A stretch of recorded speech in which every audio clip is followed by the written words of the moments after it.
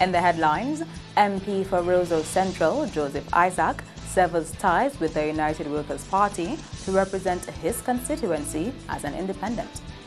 A veteran educator of 43 years succeeds Celia Nicholas as DAT president. And the Ministry of Health not able to say when work will resume on the new hospital. I am Andrea Lee with the Channel 5 News. Back with the details after this. M&J Covering is the producer of designed galvanized and galvalume in Dominica.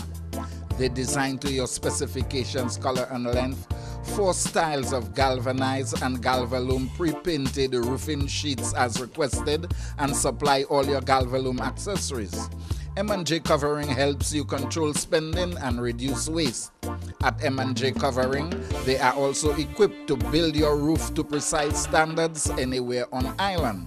So come to M&J Covering at 1 Mile in Portsmouth or call 445-5001-275-5003 today. Do you need more cash for that home improvement? Then come to Fast Cash, where we give you more. At Fast Cash, our customers get more funds and more time to repay. But wait, can't come to us? We'll come to you, and our mobile officer will get you on your way. Small businesses, consumers, and taxi owners. Fast Cash has more for everyone. Simply call or visit any of our locations for more. Smarter, faster, better. Fast Cash. Terms and conditions apply.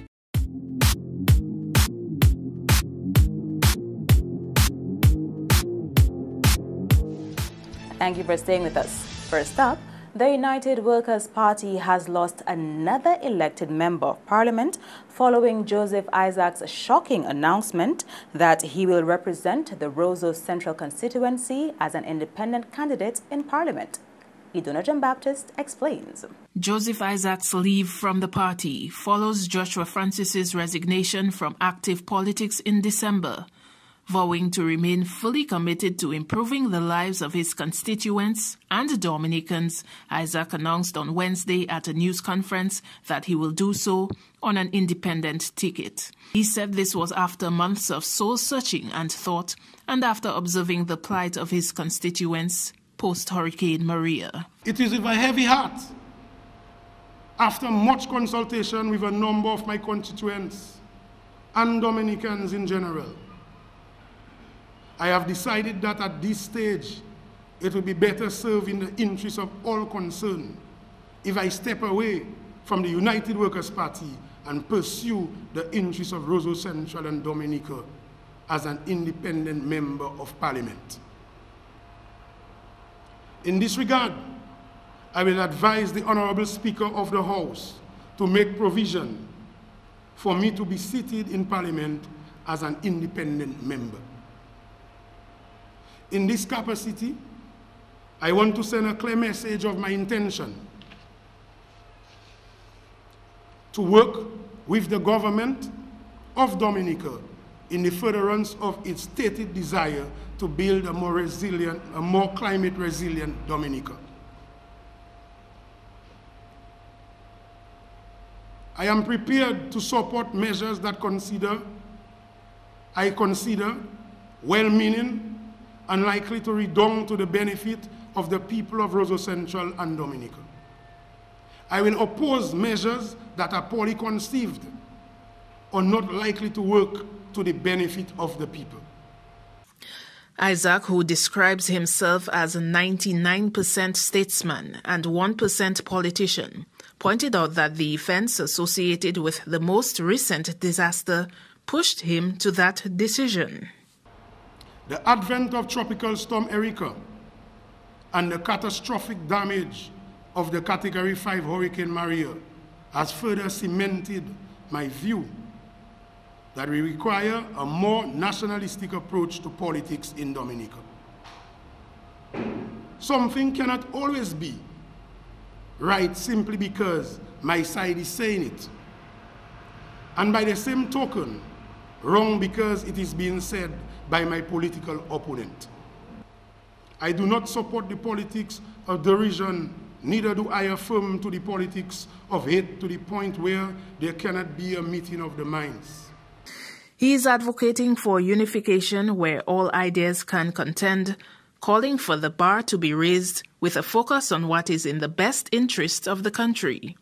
According to him, he has tried to change the mindset of his party colleagues, but that has not worked. I've tried ad nauseum to persuade my party, the United Workers' Party, that there is a wisdom in changing from the traditional opposition approach to politics and to adopt a more nationalistic approach, one in which the country comes first and everything comes second. I've tried selling the idea to the leader, the executive, the general council of the party, but to no avail. I've also formally written to the leader of the party expressing my many concerns, including, but not limited to, my concern about the party-centered approach, and express my desire for a more nationalistic approach. After much agitation, I've concluded that my party is diametrically opposed to this nationalistic philosophy. The politician who contested for the first time in the December 2014 general elections retained the Roseau Central seat for the UWP from former MP Norris Prevost, a parliamentarian of 25 years. Isaac beat then Labour Party candidate Alvin Bernard by 65 votes. Isaac intends to spend the next 2 years working steadfastly and selflessly in the service of his constituents and to ensure they receive the fair share of the national pie. Idona John Baptist, Channel 5 News. In related news, Dominica Freedom Party leader Kent Vital says he does not see Isaac's move as any leverage for him as a potential candidate for the Roseau Central constituency. He will seek nomination as a candidate for the Roseau Central seat in the 2020 constitutionally due general elections. I myself will be offering myself to represent the people of Roseau Central under the Dominica Freedom Party. And the people will exercise their right. They will exercise the democratic right to select a candidate or a team to represent them, a team or candidate that they believe who has the capability to deliver results for the country, a team, a candidate who they think has the right approach to politics in Dominica. All I'm looking for is for all ideas to contend. All I want is that all those who have the country at heart, all those who want to represent their country, they present their ideas. They present, people will judge the approach, people will judge the message, people will judge the character of the individuals. I commend anybody who wants to do national service and who wants to represent their people. So I'm not looking for leverage one way or the other. I'm just looking for people to listen to what I have to say. I'm just looking for my people to understand that my interest is in building the country, that my interest is not in enriching myself or my own goals, but Dominica first. He told Channel 5 News on Wednesday that Isaac's decision is an expression of democracy, something which he supports. Democracy ought to be allowed to thrive, and individuals are free. Well, they ought to.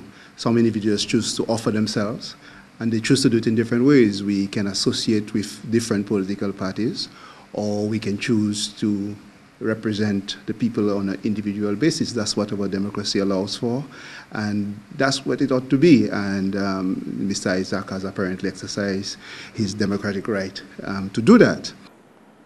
Political analyst Parry Bellot has described Isaac's move as a bombshell announcement, saying that the Roseau Central MP has been hinting at disassociating with the UWP.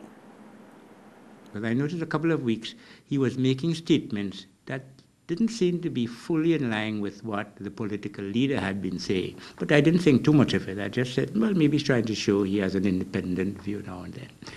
But his announcement that, in fact, he's quitting the UWP is very significant on many fronts. It doesn't reflect well on the party. It's the second person that they're losing, within a relatively short space of time. So I think the ruling party looks better and better for the next election. The former press secretary of the Dominica Freedom Party administration says this could leave a small opening for the Freedom Party to make some inroads. But the infighting that will likely arise from the membership base, some taking, Ms. Thingside, some saying the other, that Mr. Linton should have been more flexible and so on. It does leave a little maneuvering room for the Freedom Party. But they would have a long way to go to even consider, being a strong rival to the ruling Labour Party. Ballard thinks the UWP under Linton's leadership is not a strong parliamentary opposition. And there are a lot of people who have never accepted the leadership of the UWP as being capable of really moving Dominica forward for their own reasons. I'm one who certainly agree with that. I believe in a strong opposition, but Mr. Linton's leadership was strong, yes, but totally out of sync with what Dominica needed, even after Maria, but even before, also. For me, I've always believed in strong opposition. I believe a strong, responsible opposition allows for a strong and responsible government, so that I'm not against, good opposition. And personally, I thought the Freedom Party would do a much better job as the official opposition. But as I say, they have a long way to go to reach that position in the politics of Dominica. On to matters of education. A retired educator with 43 years in the profession has been elected as president of the Dominica Association of Teachers for the next 2 years. Marpin Alexander, who last served as Assistant Education Officer for Music and retired last year, replaces Celia Nicholas, who was at the helm of the DAT for the past 18 years. Alexander, who was voted in at the association's 14th biennial conference on Wednesday, says he takes up the mantle of DAT president with mixed feelings. Well, in one sense, I feel kind of privileged to be able to serve teachers again, and also I feel like a bit of apprehension because you're stepping into the shoes of somebody who has a legacy and that sort of thing. But other than that, I'm okay. Alexander says that one of his main areas of focus during his tenure will be that of teacher training. But one of the things I would like to see happen is a more unified teaching force, more unity among teachers, right? And also so that, in a sense, to see a more rigorous training as far as teacher training is concerned. Because I say this because I know when those of us went to teacher training college, we had to do all the core subjects. In addition to that, we had to do agriculture, music, art and craft, phys ed. Right? Nowadays, none of this is happening in teacher training, and yet teachers, they expect to teach us when they go to school. So we would really say that happening again, and so it means that we would have to work in close collaboration with the Ministry of Education as well as Dominica State College, which is responsible for training of teachers. The rest of the DAT executive reads: Julian Lloyd Benjamin, First Vice President; Marcus Blondell, Second Vice President; Vania Martin, General Secretary; Noreen Graham, Assistant Secretary; Jerry Copel, Treasurer; Valentine Telemac, Assistant Treasurer; Juanita Carbon, PRO; and Rosamond Roll and Kathleen Cornelius as the 2 trustees. Another highlight of the DAT's 14th biennial conference was the recognition of teachers for their outstanding years of service. 13 teachers were awarded on Wednesday, namely Bertilia Cuffey, who served for 43 years, Meryl Matthew, 43 years, Josephine Dublin, 42 years, Osborne Wallace, 40 years, Bailon Fontaine, Hattie Leslie, who served for 36 years, Shirley Samuel, 37 years, Mervyn Alexander, 43 years, Nathalie Jude, Vernice Musgrave, Agatha Carbon, Roy Stevenson, who served for 41 years, and Sabina Jacob, who served for 46 years. You are watching the Channel 5 News. Free training for homeowners and other stakeholders in roof construction. That and more after the break. Rudolph Thomas Enterprise in Portsmouth, your suppliers of building materials and hardware products. over 20 years experience in the business. Rudolph Thomas has lumber and plywood, galvanized and fenced pipe. Check out Rudolph Thomas for ceramic and vinyl floor and wall tiles, nails, nuts and bolts, paint and painting supplies. And check out their line of electrical and hand tools. Go now to Rudolph Thomas on 1240 Bay Street in Portsmouth. If you're HIV positive or have an STI, having unprotected sex with multiple partners puts them in grave danger. You'll expose every partner and their present and future partners to HIV or another STI. Use a condom every time you have sex. You can live a productive life even if diagnosed with HIV. Remember, early detection is key to your survival. Be responsible, protect yourself and others. Help stop the spread of HIV and other STIs.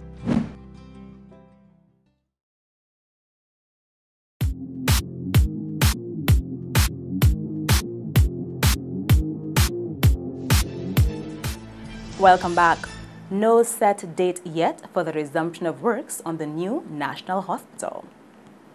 Following the hurricane last year, it was suggested by the country's Chinese counterparts that the project be put on hold while a reassessment of works is undertaken. Maria presented an opportunity for us to now sit back and to reconsider or to I won't say redesign, to include in the hospital plan quite a few things that might have been overlooked originally. And I'll take, for example, the issue of energy and the hospital having to continue to function after the major disaster. So while we had certain aspects to be powered by solar, it has to go beyond this, the issue of water supply. We saw what happened after Maria, that some vital services like the dialysis unit couldn't function because of the lack of potable water. The health minister went on to say that constructing a new hospital on the site of an existing one poses its own set of challenges. In the second phase that we're about to enter, we were about to construct temporary wards, but right now, these quote-unquote temporary wards now have to be built, now have to be refought off, because the construction has started, and so what happened?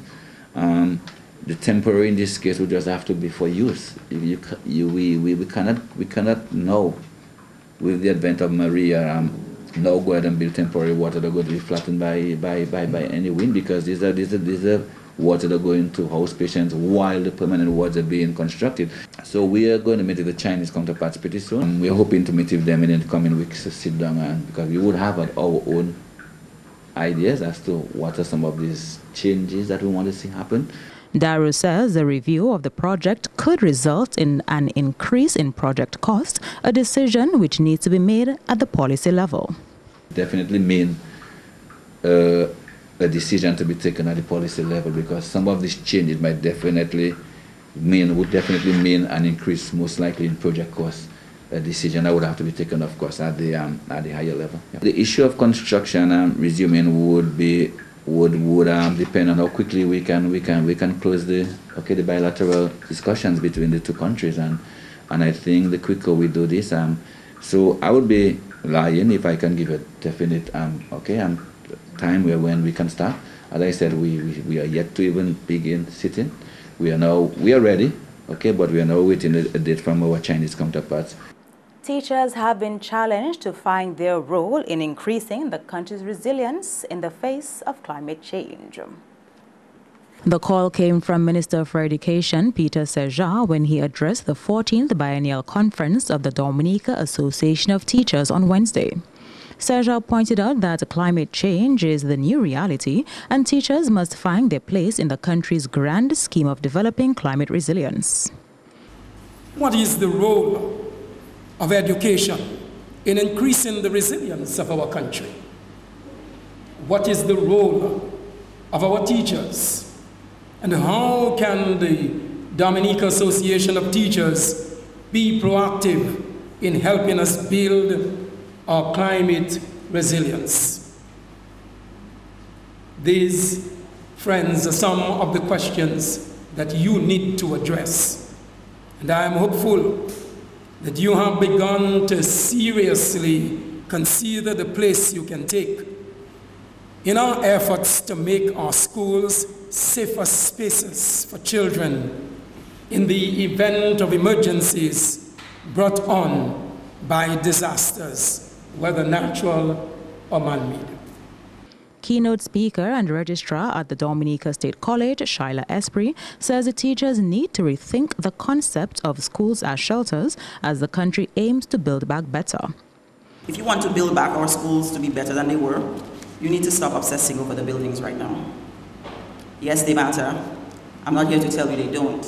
Yes, we have to keep our foot on the necks of those who can help us create safer and more secure buildings where our children can be their best selves while learning. What we build back and how depends so heavily on what we see or understand as school.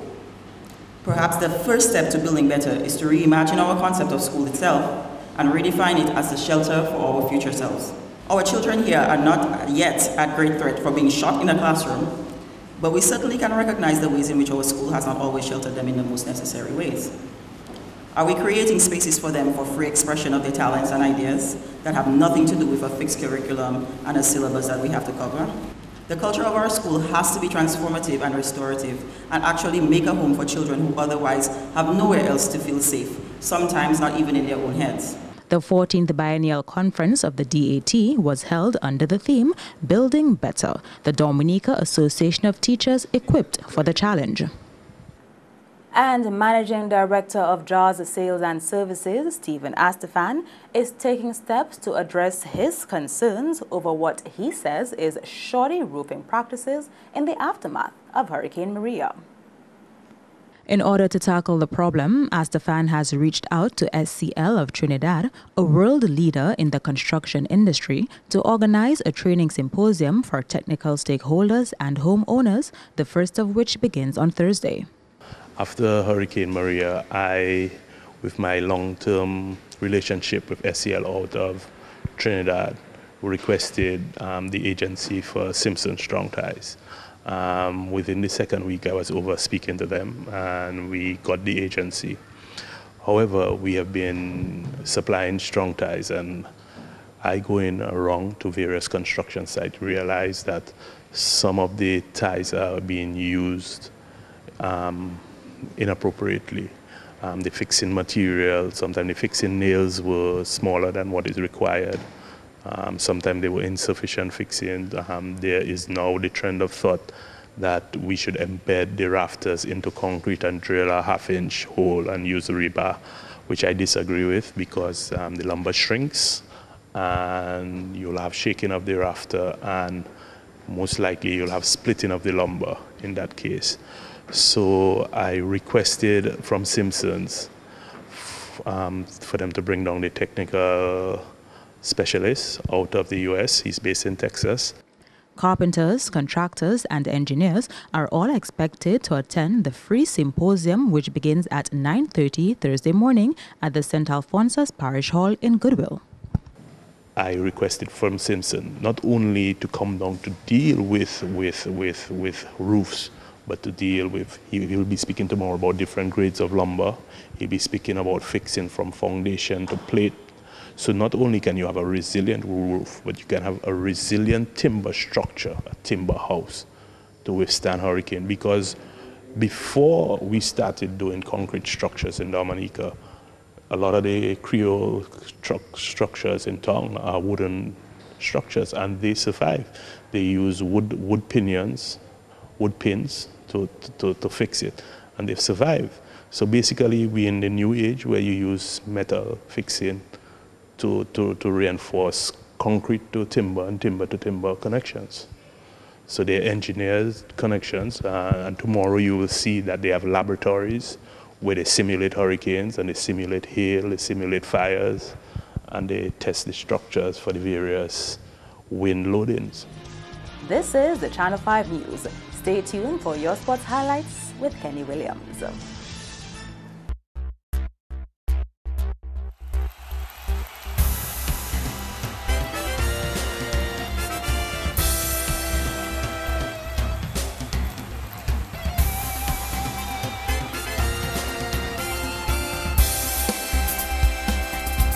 First up in sports, the national football coach pointed out a notable improvement in the quality of local football from all and sundry as of late. His comments come ahead of the finals of the All Nations Cup, which is scheduled for this weekend. I think the clubs that they played with during the DFA Cup of Nations, they did work with their players that I am satisfied with. They trained during the week. We look at the teams now that play in the finals, and I think the coaches at the local level doing, because I went around during the week visiting clubs, throughout the tournaments while they were training, helping them if they needed help, observing if they needed me to observe anything. And I felt that I saw the coaches in sessions, and I felt that they helped prepare the players well during the week so that they just complement what we were doing on the weekends. He notes a positive change in attitude from all concerned when managing the sport. Everybody trying to support and everybody trying to help. And then I see certain changes, and the changes happening. It might be like a bomb, but it's happening slowly and surely and improving. And the commitment this year to the football and the things that they're doing is, all the staff and the players, them will tell you. They've seen that extra effort for the women's football. They've seen the extra effort for the coach education. You've seen the extra effort for the men's team. And you've seen the extra effort for the youths. And as long as we could give all these areas the right attention, which they're doing right now, because they're organizing a practice game for the girls, an international friendly, which will be coming up soon after the tournament. So all these things, the women's program will be ongoing. The men's program will obviously be ongoing because of the amount of games we have. And once we could prepare and groom the staff, and we also grooming coach the TD. He's doing a good job with the coach education. He's also grooming the youth national coach as well. I think, by the end of the year, by 2019, all teams will be functioning. Next up, Dominica's team manager at the 2018 Commonwealth Games has pointed out that the available resources at Gold Coast, Australia, help bring out the best in the athletes' performances. His comments follow the opening ceremony on Wednesday, which he says was a spectacular event. I think we had a good showing. The Dominica contingent had a good showing. Everybody was excited, and we're hoping for the best for these games. Our athletes are excited, and we're training to the best of our ability, and we're hoping that we can at least medal this year. So far, they've welcomed us with open arms, and they have just been great. The Australians have gone out of their way to assist and accommodate every one of us, all the athletes, the management team. They have just done a wonderful job. In terms of our preparation, if I'm to use our cyclist Bram Sanderson, every morning they pick him up quite early, and to ensure that he's comfortable and he's ready for his event. Kazimi hopes the exposure at the Games will positively influence the athletes' mindset towards their sporting careers. We're hoping that every athlete has improved from where they were. We're hoping to see improvements in the athletes, what they're doing, their training regiment. We're hoping that they learn new techniques. We're hoping that they are able to network with other athletes within their own field. And that would be basically our overall approach. As I said, medaling would be ideal. But if that doesn't happen, we're hoping that we see a change in how the athletes prepare for games and their overall work ethic. The first day of the competition is on Thursday. On to track and field, where national sprinter Mitchell Davis is hoping the 2018 Commonwealth Games will be the game changer in his career. Davis is hoping to obtain a sponsorship deal, which he believes is an achievable feat if he makes it to the finals.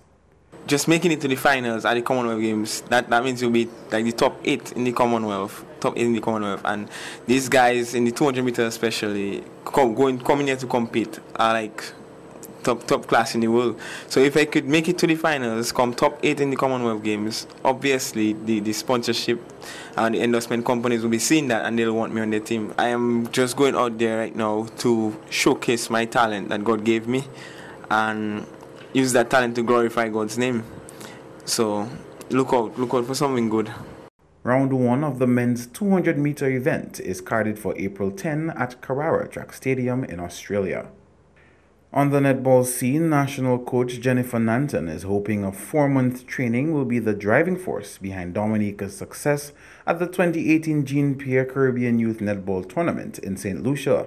The team leaves for the games on Thursday and is expected to come up against 6 countries. We've been training since December, and we started with 28 girls, and right now we are up to 12. The girls are doing fine. I expect them to do their best when we go over there. From tomorrow, we're traveling on the 5th.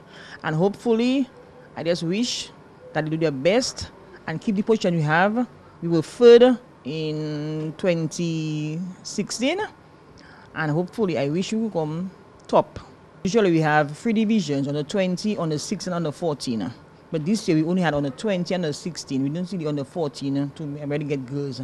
But the girls we chose, they performed well for their school because, as you know, NECS was the under 16 champion and the under 20 was Dominica State College. Portsmouth, people know Portsmouth girls when they play netball, they play with all their hearts. So 8 from PSS, 3 from NECS and 1 from ITSS. But as I said, the girls trained hard. We had Mr. Raymond Kazmi with the physicals, and as the head coach with Miss John assisting and Miss Vidal assisting also. We had 3 camp session where we brought the girls together for them to be united, and this they did very well. So I'm just hoping that when we go to St. Lucia, everything will be okay and we put our best foot forward to win that championship. Nanton expects to dominate play against 4 out of their 6 opponents. Well, our biggest opponents would be Jamaica and Barbados. That will be our toughest opponents. We expect to beat St. Lucia as we did other years, but we're going to give Jamaica and Barbados a fight in this competition. The 2018 Jean Pierre Caribbean Youth Netball Tournament is scheduled to run from April 6 to 12. Dominica's first game will be against St. Lucia on Saturday. That's all the sporting highlights for now. I am Kenny Williams. Join us next time.